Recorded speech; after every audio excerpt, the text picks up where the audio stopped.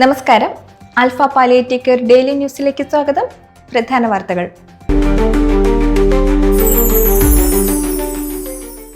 ശ്രീലാലിന് പുതിയ ജീവിതം തുടങ്ങാൻ കമ്പ്യൂട്ടറുമായി ആൽഫ ഇരിങ്ങാലക്കുട സെന്റർ.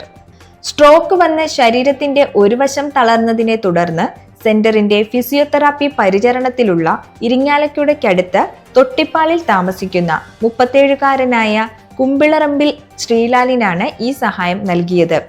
ഭാര്യയും 2 ചെറിയ കുട്ടികളുമുള്ള കുടുംബം പോറ്റാൻ ഭാര്യ കഠിനപ്രയത്നം നടത്തുകയാണെന്ന് ശ്രീലാൽ പറഞ്ഞു.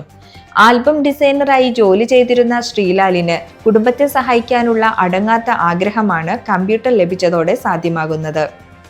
ആൽഫ ഇരിങ്ങാലക്കുടയിലെ വോളണ്ടിയർമാരുടെ കൂട്ടായ്മയാണ് കമ്പ്യൂട്ടർ വാങ്ങി നൽകിയത്. സ്വന്തമായി ജോലി ചെയ്യാനും കുടുംബത്തെ സഹായിക്കാനുമുള്ള തീരുമാനത്തിലും ആവേശത്തിലുമാണ് ശ്രീലാൽ.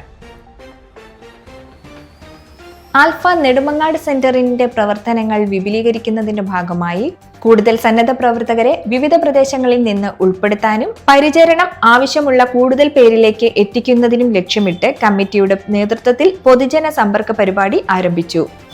പരിപാടിയുടെ ഭാഗമായി പ്രത്യേകം ക്ഷണിക്കപ്പെട്ടവരുടെ യോഗം സെന്ററിൽ നടത്തി.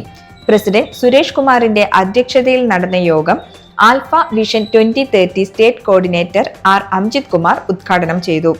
Ashok Kumar, Nettirachira Suresh, Ashok Kumar S, Ashokan R, Ajesh Vanda, Vembil Saji, Binu Prasad, Yusuf Pulippara, Sunil Kumar, Iqbal Peroorkada, Rana Peroorkada, Chandragopal CR Peroorkada തുടങ്ങിയവർ പങ്കെടുത്തു. ആൽഫ തറവാട് സന്ദർശിക്കാനും സെന്ററിന്റെ പ്രവർത്തനങ്ങൾക്ക് ധനസമാഹരണം അടക്കമുള്ള പ്രവർത്തനങ്ങൾ നടത്താനും യോഗം തീരുമാനിച്ചു. ആൽഫ ആലപ്പുഴ സെന്ററിന് പ്രതിമാസ സഹായം നൽകുന്ന സൗദി അറേബ്യയിലെ ആലപ്പുഴക്കാരുടെ കൂട്ടായ്മയായ ഈസ്റ്റ് വെനീസ് ആലപ്പുഴ ഈ മാസവും സഹായം നൽകി. ഈവയുടെ പ്രതിനിധിയായി എത്തിയ സജാദ്, നിസാർ, രാജേഷ്, പ്രവീണ രാജേഷ് എന്നിവർ ധനസഹായം ആൽഫ ഭാരവാഹികളെ ഏൽപ്പിച്ചു. President Shaji Jamal, treasurer Ramachandran, joint secretary Ancy Benjamin എന്നിവരും സ്റ്റാഫ് അംഗങ്ങളും സന്നിഹിതരായിരുന്നു. ഇതോടെ ഇന്നത്തെ വാർത്തകൾ അവസാനിക്കുന്നു. ജയ് ഹിന്ദ്.